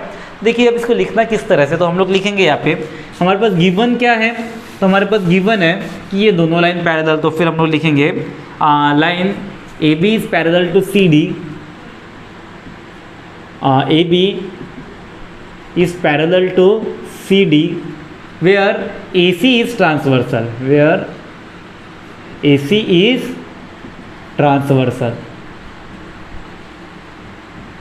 अगर ये कंडीशन बना तो फिर मैं डायरेक्टली क्या बोल दूंगा कि मेरा एंगल OAB और OCD ये मेरा क्या हो जाता, कॉन्ग्रुएंट हो जाता। तो फिर हम लोग लिखेंगे देयरफॉर एंगल OAB O है यहाँ पे, इज कॉन्ग्रुएंट टू क्या लिखेंगे, OAB is congruent to OCD। क्यों हुआ ऐसा, by alternate angle test, by alternate, ये आप लोगों ने 8 से पढ़ते आ रहे, अल्टरनेट एंगल टेस्ट। क्लियर है। तो फिर ये दोनों एंगल मेरे कॉन्ग्रुएंट हो चुके हैं। अब इसके बाद ये एंगल और ये एंगल वर्टिकली अपोजिट एंगल है, तो फिर मैं बोल सकता हूँ वर्टिकली अपोजिट एंगल से ये दोनों एंगल मेरे क्या हो जाएंगे, कॉन्ग्रुएंट। तो हम लोग लिखेंगे, क्या लिखेंगे, angle AOB is congruent to angle COD। होता है ना AOB और COD, मतलब ये एंगल और ये एंगल मेरे क्या रहेगा, कॉन्ग्रुएंट रहेगा। कौन से प्रॉपर्टी से, दोनों को दोनों क्रॉस में आ गए, मतलब वर्टिकली अपोजिट एंगल। क्लियर है। तो हम लोग लिख देंगे by vertically opposite angle, vertically opposite angle. अब देखिए ये दोनों एंगल्स के पेयर मेरे कॉन्ग्रुएंट हो गए, तो एंगल टेस्ट से मैं दोनों ट्रायंगल को सिमिलर बता सकता हूँ। तो फिर हम लोग लिख देंगे therefore by angle test both the triangle, मतलब triangle COD is similar to triangle क्या रहेगा मेरा, AOB, बाय एंगल टेस्ट। कितना इजीली निकल गया। अब देखिए ट्रायंगल मेरे सिमिलर हो गए, तो हमको देखिए यहाँ पे साइड्स का रिलेशन चाहिए था, क्योंकि मेरे को ये दो साइड गिवन है, इधर एक साइड गिवन है, तो एक साइड गिवन है, एक साइड निकालना है, तो साइड से रिलेशन चाहिए। इसके लिए हम कौन सा टेस्ट लगा सकते हैं, corresponding side of similar triangle. तो हम लोग लिख देंगे यहाँ पे बाय CSST टेस्ट मेरा रूल क्या लगा देंगे, क्या लिखेंगे हम, AB, मतलब ये जो AB है पहले लिख लेते हैं, हमारा CD और AB इनका ratio CD upon AB equals to, हमारे पास क्या दिख रहा इसके आगे, तो हमारे पास दिख रहा है OD और OB दिख रहा है, OD upon OB equals to, अगला क्या रहेगा OC और AO, यानी CO and AO by CSST test. देखिए मैंने यहाँ पे सबके सब लिख दिया। लोग जनरली जितने चाहिए उतने लिखते, मैंने पूरे के पूरे लिखा, क्योंकि क्या होता है कि हमको जितने चाहिए उतने निकालने में ना अक्सर बच्चे कंफ्यूज होता है, जिस वजह से मैंने पूरे के पूरे निकाल दिया। इससे क्या होता है कि हमको अभी जितने चाहिए, क्योंकि पूरे निकल चुके हैं, जितने चाहिए मैं यहाँ से चुन सकता हूँ। जैसे मेरे पास गिवन क्या है, AB गिवन है, तो हमारे पास AB कहाँ पे है, तो AB है हमारा ये। हमारे पास क्या गिवन है, DC गिवन है, DC किधर है मेरा, CD ये है। उसके बाद OB गिवन है, OB कितना है, ये है, और उसी तरह से मेरे को निकालना क्या है, OD निकालना है, मतलब ये दोनों के साथ रिलेशन है, यानी मेरे को ये वाला चाहिए क्या, नहीं चाहिए, तो अब हमको जो चाहिए हमको उसको आगे बढ़ा देना, और जो नहीं चाहिए उसको हटा देना। वैसे भी CSST टेस्ट तीनों के तीनों रेशंस मेरे क्या है, इक्वल ही है, तो हम लोगों को जितना चाहिए हम बस उतना खींचेंगे, और जो नहीं चाहिए उसको साइड में कर देंगे। हमको इतना चाहिए तो इसको ले लेते आगे, हम लोग क्या लिखेंगे, C D upon A B is equals to O D upon O B. अब देखिए सी डी का वैल्यू मेरे पास कितना है 6 है, ए बी का वैल्यू मेरे पास कितना है 20, उसी तरह से ओ डी का वैल्यू मेरे पास कितना है 15 एंड ओ बी का वैल्यू हमारे पास कितना है, ओ बी का वैल्यू नहीं पता, सॉरी ओ बी का वैल्यू 15, ओ डी का वैल्यू निकालना है, सॉरी यहाँ पे ओ डी का वैल्यू निकालना है, ओ बी का वैल्यू मेरे पास कितना है 15 है। अब इसको सॉल्व कीजिए, तो कैसे सॉल्व करेंगे, 15 इधर डिवाइड में उधर गया तो मल्टीप्लाई, तो क्या हो जाएगा, तो हम लोग लिख देंगे यहाँ पे, क्या लिखेंगे 6 into 15 upon 20 is equals to O D. Clear है। अब देखिए दोनों के दोनों 5 के टेबल में आता है, क्या किससे जाता है, 5 1 जा 5, 5 3 जा 15 एंड 5 4 जा 20। अब ये देखिए दोनों के दोनों मेरे 2 के टेबल में जाते हैं, 2 के टेबल से कैसे जाता, तो हम लोग लिखेंगे 2 2 जा 4 एंड 2 3 जा 6, और कुछ कैंसिल होता है क्या, नहीं होता, तो मेरे को बचा कितना है 3 into 3 divide by 2 is equals to O D. देखिए कैंसिल कर देंगे तो फिर इजीली सॉल्व होगा, अगर आप इसको पूरा मल्टीप्लाई करके फिर डिवाइड करेंगे तो आपको और ज़्यादा दिमाग खराब होने वाला है, तो उससे अच्छा हम अगर कैंसिल होता है तो कैंसिल कर देते हैं। बचा कितना 3 इंटू 3 कितना होता है 9 upon 2 is equals to O D. 9 divide by 2 कितना होता है 4.5, तो हम लोग लिखेंगे ओ डी का वैल्यू मेरा कितना निकला 4.5, यही चाहिए था हमको। तो देखिए O D is equals to 4.5, काम खत्म, कितना इजीली सॉल्व हो गया। तो इस तरह से देखिए मेरे दोनों क्वेश्चन सॉल्व होते हैं, एकदम इजी क्वेश्चन है, समझ गया होगा आप लोगों को। चलिए जल्दी से स्क्रीनशॉट ले लीजिए, इसके बाद नेक्स्ट क्वेश्चन देखते हैं। तो चलिए गाइस अभी हमारा 7 क्वेश्चन देखते हैं। 7 क्वेश्चन क्या बोले यहाँ पे हम लोग को, quadrilateral ABCD is a parallelogram. Point E is in the side BC. Line D intersect ray AB in point T. Prove that D into B is equal to C into T. अब देखिए यहाँ पे क्या बोले, हमारे पास एक parallelogram है ABCD नाम करके, जहाँ पे हमको बोले कि BC पे एक पॉइंट E ऐसा है जिस पॉइंट में ये AB अगर थोड़ा सा लंबा हो जाए और ये DE अगर लंबा हो जाए तो पॉइंट T पे इंटरसेक्ट करता है। तो इस टाइप का एक फिगर बोले, जिस फिगर में हमको प्रूफ क्या करने बोले, ये दोनों अब बोले तो B D into B is equal to C into T. अब डी ई इंटू बी मतलब ये D E into B is equal to C into T, इसको मेरे को प्रूफ करने बोले। अब कैसे करेंगे, तो देखिए बहुत ही ज़्यादा इजी है। यहाँ पे हमको बस हमारा पैरेललोग्राम का कंसेप्ट याद रखना है। हमको पता है कि ये फिगर मेरा क्या है, एक पैरेललोग्राम है, तो फिर हम डायरेक्टली यहाँ पे लिखेंगे। हमको पता है पैरेललोग्राम के अपोजिट साइड्स क्या रहते हैं, पैरेलल रहते हैं, मतलब ए बी और सी डी ये दोनों भी साइड मेरा क्या रहेगा, पैरेलल रहेगा। तो हम लोग लिखेंगे A B is parallel to C D, हम डायरेक्ट लिख देंगे A B is parallel to C D होता है। ठीक है, क्यों है ऐसा, opposite side of parallelogram, opposite side of parallelogram. देखिए मैं शॉर्ट में लिख रहा हूँ, अपोजिट को इस तरह से लिखा और पैरेललोग्राम को इस तरह से लिखा। क्लियर है। अब ये दोनों के दोनों मेरे पैरेलल है। अब हमको पता है अगर ए बी और सी डी पैरेलल है तो ए टी और सी डी भी क्या रहेगा, पैरेलल ही रहेगा ना, क्योंकि देखिए ये ए बी टी एक लाइन में है। अगर ए बी मेरा सी डी से पैरेलल है तो ए टी भी तो सी डी से पैरेलल ही होगा ना, क्योंकि लाइन तो वही है ना, लंबा हो या छोटा हो लाइन वही रहने वाला है, तो कितना भी लंबा हो जाए वो सी डी से पैरेलल ही रहने वाला है। तो फिर हम लोग डायरेक्टली लिखेंगे कि दैट इज, हम लोग क्या लिखेंगे, that is A T is parallel to C D रहेगा, यानी वो लंबा वाला लाइन सी डी से पैरेलल। क्यों है, क्योंकि हमको पता है कि ए बी टी मेरा क्या है, एक लाइन में आता है। क्लियर है। अब अगर ये लाइन मेरा पैरेलल है तो ये जो डी टी बना वो क्या है, मेरा ट्रांसवर्सल है ना। ये देखिए फिगर कुछ इस टाइप का दिख रहा है, अगर मैं यहाँ पे रफली बनाया तो ये कुछ इस टाइप का दिख रहा होगा आपको। ठीक है, अब मैंने बोला ये मेरा A है, इधर कहीं पर तो B है, ये मेरा T है।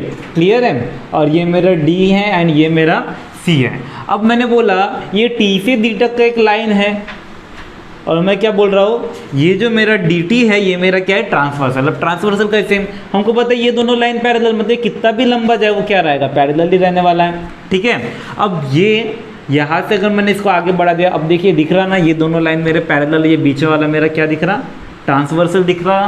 तो देखिए हमको पता है अगर दो लाइन पैरेलल है और उनके बीच में एक ट्रांसवर्सल है तो अल्टरनेट एंगल्स का पेयर क्या रहता है, कॉन्ग्रुएंट रहता है। मतलब ये एंगल और ये एंगल मेरा क्या रहता है, कॉन्ग्रुएंट रहता है। अब देखिए ये चीज़ आपको इस डायग्राम के अंदर दिखना चाहिए, क्योंकि मैंने बोला था आपको कि ज्योमेट्री में आपको क्वेश्चन देख के आपको जितना चाहिए वो दिखते आना, ये सबसे इंपॉर्टेंट चीज़ है। अब यहाँ पे ये लाइन मेरा लंबा हो जाएगा, ये लाइन लंबा हो जाएगा, तो फिर ये लाइन मेरा क्या लगेगा, उसमें ट्रांसवर्सल टाइप दिखने वाला है। आपको पता है अगर मेरा दो लाइन पैरेलल उसमें एक ट्रांसवर्सल है तो फिर अल्टरनेट एंगल का पेयर क्या होता है, कॉन्ग्रुएंट। मतलब ये एंगल और ये एंगल मेरा क्या रहेगा, कॉन्ग्रुएंट रहेगा। किस प्रॉपर्टी से, अल्टरनेट एंगल टेस्ट से। तो फिर हम लोग यहाँ पे लिखेंगे AT is parallel to BC, लिखेंगे AT is parallel to DC is parallel to DC या फिर CD जो लिखेंगे। एंड यहाँ पे क्या है, DT is transversal and DT is transversal. अब ये ट्रांसवर्सल है तो फिर हम अल्टरनेट एंगल टेस्ट से एंगल BTE और एंगल EDC को मैं कॉन्ग्रुएंट बता दूंगा। तो फिर मैं लिखूंगा एंगल ATE मतलब BTE, angle BTE is congruent to angle EDC। मतलब ये एंगल और ये एंगल मेरा क्या हो गया, कॉन्ग्रुएंट हो गया। किससे, अल्टरनेट एंगल टेस्ट से। हम लिख देंगे यहाँ पे by alternate angle test. Clear है। अब अल्टरनेट एंगल से ये दोनों एंगल कॉन्ग्रुएंट हो गया। तो देखिए मेरे यहाँ पे हमको इनका रिलेशन की बात करिए, ये चार साइड्स के रिलेशन। अब चार साइड्स का रिलेशन हमको देखिए ये दो ट्राइंगल के बेस पे मिलने वाला है ना। मतलब हमारे पास ये ट्राइंगल और ये ट्राइंगल, इन दोनों ट्राइंगल के अगर हमने सिमिलर बताया तब मैं corresponding side of similar triangle से इन चारों साइड्स का ये रेशियो इक्वल बता के इनका रिलेशन निकाल सकता हूँ। तो यहाँ पे सबसे पहले तो मेरे को इन दोनों ट्राइंगल को सिमिलर बताना पड़ेगा, उनके लिए हम ये सब काम कर रहे हैं, याद रखिए। तो ये मेरे एक एंगल का पेयर कॉन्ग्रुएंट हो गया, मतलब एक एंगल हो गया। अब दूसरा एक और एंगल बताना पड़ेगा, तब जाकर मैं एंगल टेस्ट से इन दोनों ट्राइंगल को क्या बता सकूंगा, सिमिलर बता सकूंगा। तो एक एंगल का पेयर हो गया। अब दूसरा एंगल का पेयर कहाँ से लाएंगे, तो देखिए ये एंगल और ये एंगल वर्टिकल अपोजिट एंगल दिख रहे हैं, तो वर्टिकल अपोजिट एंगल से दोनों एंगल भी क्या हो जाते हैं, कॉन्ग्रुएंट हो जाते हैं। आप चाहते होंगे तो ऐसे भी बता सकते हैं, ये दोनों लाइन पैरेलल, उसमें ये BC ट्रांसवर्सल, तो फिर अल्टरनेट एंगल टेस्ट से इन दोनों को भी बता सकते हैं। वो आपके ऊपर डिपेंड करता है किस तरीके से बताते हैं। तो मैं वर्टिकल अपोजिट एंगल लेता हूँ। तो यहाँ पे देखिए हम क्या लिखेंगे, vertical opposite angle, angle BET is congruent to angle क्या लिखेंगे, CED। क्यों है, by opposite angle, vertically opposite angle, vertically opposite angle. Clear है। तो वर्टिकली अपोजिट एंगल से मैंने इन दोनों एंगल को कॉन्ग्रुएंट बता दिया। अब ये दोनों एंगल कॉन्ग्रुएंट, ये दोनों एंगल कॉन्ग्रुएंट, तो एंगल टेस्ट से ये दोनों ट्राइंगल मेरे क्या हो गए, सिमिलर हो गए ना। तो फिर हम लोग यहाँ पे डायरेक्टली लिख देंगे therefore by angle test, by angle test क्या लिखेंगे हम लोग, triangle BET is similar to triangle क्या रहेगा, CED। क्लियर है। तो फिर हमने एंगल टेस्ट से दोनों ट्राइंगल को सिमिलर बता दिए। अब दोनों ट्राइंगल अगर एक बार सिमिलर हो गया तो फिर हम लोग क्या बोलेंगे, यहाँ पे corresponding side of similar triangle के प्रॉपर्टी से दोनों corresponding side of similar triangle के प्रॉपर्टी लगा देंगे। तो हम लोग लिखेंगे क्या हो जाएगा, corresponding side of similar triangle से BE का ये CE के साथ, उसी तरह से ET का किसके साथ, ED के साथ, ET अपन ED, उसी तरह से BT का CD के साथ, BT अपन CD। ये किससे हुआ, by CSST, corresponding side of similar triangle की प्रॉपर्टी से। क्लियर है।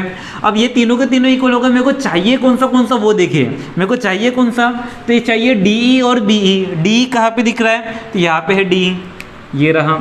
और अगला क्या दिख रहा है, BE कहाँ पे दिख रहा है, ये रहा। उसके बाद दिख रहा है CE कहाँ पे, ये रहा। और अगला क्या दिख रहा है, T, मतलब ये रहा। अब देखिए इसकी ज़रूरत पड़ रही है क्या, हमको नहीं पड़ रही, तो फिर इसको हटा दीजिए। हमको जिसकी ज़रूरत है बस उसको आगे लेके जाइए। तो हम लोग इसको थोड़ा सीधा करके लिख देंगे, जैसे यहाँ पे लिखा है BE जैसे कि वैसा ही है, CE है, उसी तरह से ईटी को टी लिख सकते हैं हम, नो डाउट। आप ईटी लिखे या टी लिखे, बात तो वो एक ही है। और ईडी को मैं डी लिख सकता हूँ। अब ऐसे क्यों लिखा, क्योंकि यहाँ पे क्वेश्चन में भी वैसे ही देखे था करके मैंने इस तरह से लिख दिया। आप उल्टा भी रखेंगे तो भी फर्क नहीं पड़ता, लेकिन प्रूफ बिल्कुल सेम टू सेम दिखने के लिए इसको सीधा रखना ही ज़्यादा बेहतर है, जैसा वहाँ पे दिख रहा है। अब इसको आगे बढ़ाएंगे तो हमको देखिए बी और डी एक तरफ दिख रहा है, ये डी मेरा डिवाइड में उधर गया तो मल्टीप्लाई, सी इधर डिवाइड में उधर गया तो मल्टीप्लाई। तो हम लोग क्या करेंगे, डी इधर डिवाइड में उधर लेके जाते हैं तो क्या हो जाएगा, डी ई मल्टीप्लाई में आ जाएगा, इधर बी ऑलरेडी था। उसी तरह से ये सी ई इधर डिवाइड में उधर गया तो फिर मल्टीप्लाई हो जाएगा, और ये टी इधर क्या था, पहले से था। तो देखिए यही मेरे को चाहिए था ना, सेम टू सेम वही चीज़ बन गया। तो देखिए कितना इजीली मेरा ये क्वेश्चन प्रूफ हो गया। तो फिर हम लोग लिख देंगे डायरेक्ट, ये मेरा क्वेश्चन क्या हो गया है, प्रूव्ड हो चुका है। बहुत ही ज़्यादा इजी क्वेश्चन है, तो उम्मीद करता हूँ आपको समझ गया होगा। तो चलिए जल्दी से स्क्रीनशॉट ले लीजिए, इसके बाद नेक्स्ट क्वेश्चन देखते हैं। तो चलिए गाइस अभी हमारा क्वेश्चन नंबर 8 देखते हैं। क्या बोले यहाँ पे हम लोगों को, in the figure segment AC and segment BD intersect each other in point P and AP upon CP is equals to BP upon DP, prove that triangle ABP similar to triangle CDP। अब यहाँ पे देखिए एक figure है जहाँ पे क्या बोले हमारे पास AP अपन CP, AP किधर है मेरा, ये रहा, AP upon CP is equals to BP upon DP, मतलब ये BP किधर है, ये रहा, और DP किधर है, ये रहा। ये रेशोज मेरे क्या है, इक्वल है। जहाँ पे हमको ये प्रूफ करने बोले इसके ऊपर से कि ये जो मेरा ट्राइंगल है ABP और ये CDP, ये दोनों ट्राइंगल को मेरे को क्या प्रूफ करना है, सिमिलर प्रूफ करना है। अब कैसे करेंगे, तो देखिए बहुत ही ज़्यादा सिंपल है। हमको देखिए यहाँ पे साइड एंगल साइड टेस्ट का यूज़ कर सकते हैं। ये साइड्स के रेशो ऑलरेडी इक्वल है, हमको बता के रख दिए, गिवन इच है। और हमको पता है ये वर्टिकल अपोजिट एंगल से ये एंगल और ये एंगल इक्वल हो जाता है। तो side angle side, side angle side, side angle side test से मैं दोनों ट्राइंगल को सिमिलर बता सकता हूँ। बस यही कंसेप्ट का यूज़ करना है। हम लोग क्या लिखेंगे यहाँ पे, हमारे पास क्या गिवन है पहले वो लिख लेते हैं। हमारे पास गिवन क्या है, तो हम लोग लिखेंगे AP upon CP, AP in triangle, ऐसे लिख देते हैं, इन ट्राइंगल, कौन से ट्राइंगल पे, ABP एंड ट्राइंगल CDP। इन दोनों ट्राइंगल में हमको क्या दिख रहा है, AP upon CP, AP upon CP is equal to क्या है, BP अपन DP। ये चीज़ मेरे पास क्या है, गिवन। क्लियर है। अब गिवन है, उसके बाद क्या दिख रहा है हमको, ये जो दोनों एंगल है वर्टिकली अपोजिट एंगल दिख रहे हैं। तो फिर हम लोग लिखेंगे angle APB, angle APB is congruent to angle CPD लिखेंगे हम। यानी ये जो दोनों एंगल है वो दोनों क्या है, आपस में कॉन्ग्रुएंट है। क्यों है, वर्टिकली अपोजिट एंगल, तो लिख देते हैं यहाँ पे वर्टिकली अपोजिट एंगल।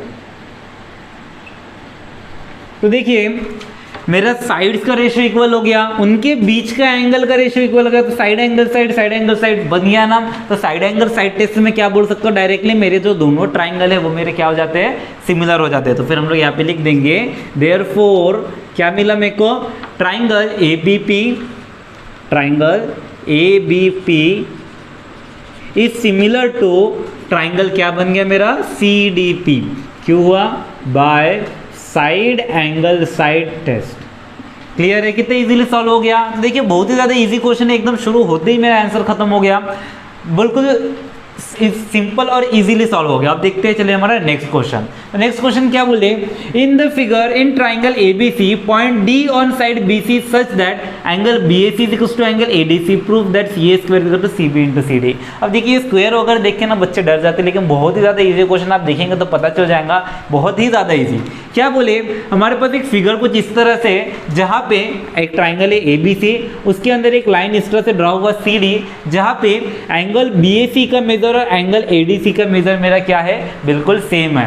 अब इसके ऊपर से मैं कैसे बताऊँ, इन दोनों ट्राइंगल को पहले सिमिलर बताएंगे और उसके बाद देखिए ये हमारे कितने इजीली निकलता है। तो सबसे पहले हम क्या करेंगे, हमारे पास ये दो ट्राइंगल दिख रहे हैं, एक ट्राइंगल क्या है, एक ट्राइंगल ABC है और दूसरा ट्राइंगल क्या है, ADC। दो ट्राइंगल दिख रहे हैं। अब इन दोनों ट्राइंगल को हम क्या बोलेंगे, इन दोनों ट्राइंगल का हम यूज करेंगे और इन दोनों ट्राइंगल को हम सिमिलर बताएंगे।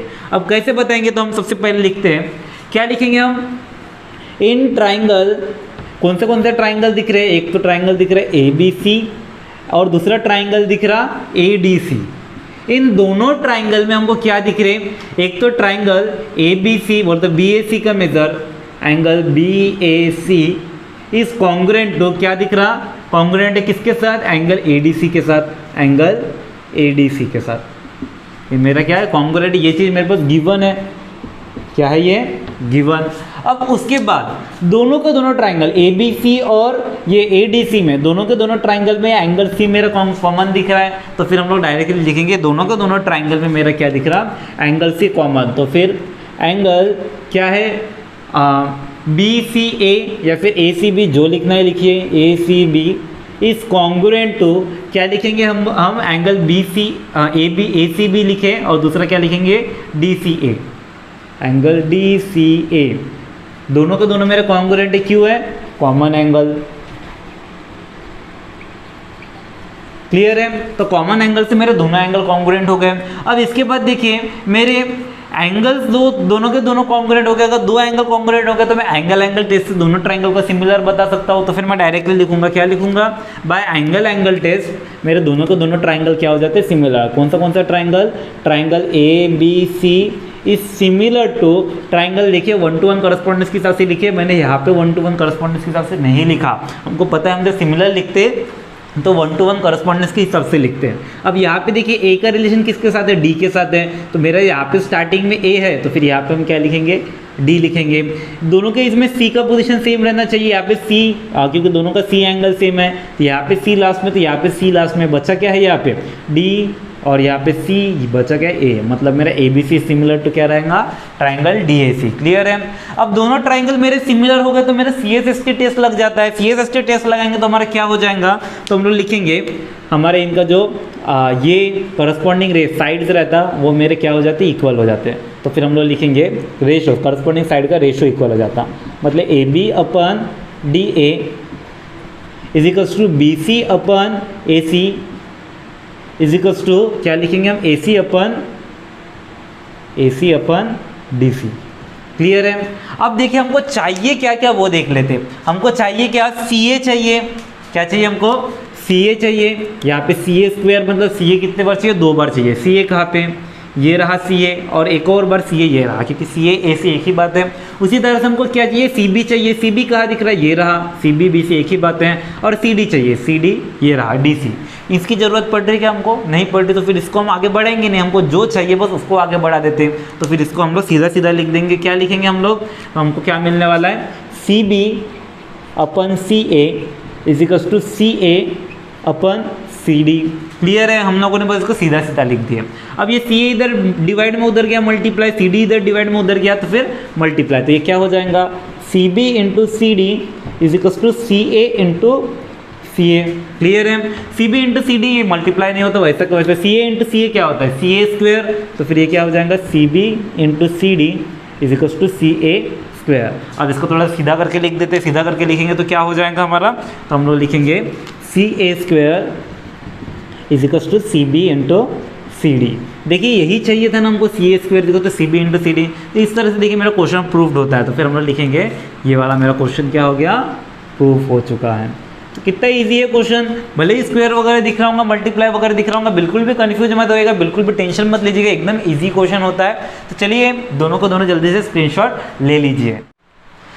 तो गाइस इसी तरह से हमारा प्रैक्टिस सेट कंप्लीट होता है। उम्मीद करता हूँ आपको हर एक क्वेश्चन अच्छी तरीके से समझ गया होगा, लेकिन फिर भी अगर आपको किसी क्वेश्चन में डाउट होगा तो आप मुझसे कमेंट सेक्शन में पूछ सकते हैं। अगर आपको हमारा वीडियो अच्छा लगता है तो चैनल को सब्सक्राइब कर दीजिए, वीडियो अगर पसंद आता है तो वीडियो को लाइक कर दीजिए और बेल आइकन को जरूर दबा दीजिएगा लेटेस्ट नोटिफिकेशन के लिए। तो चलिए गाइज मिलते हैं आपसे अगले वीडियो में।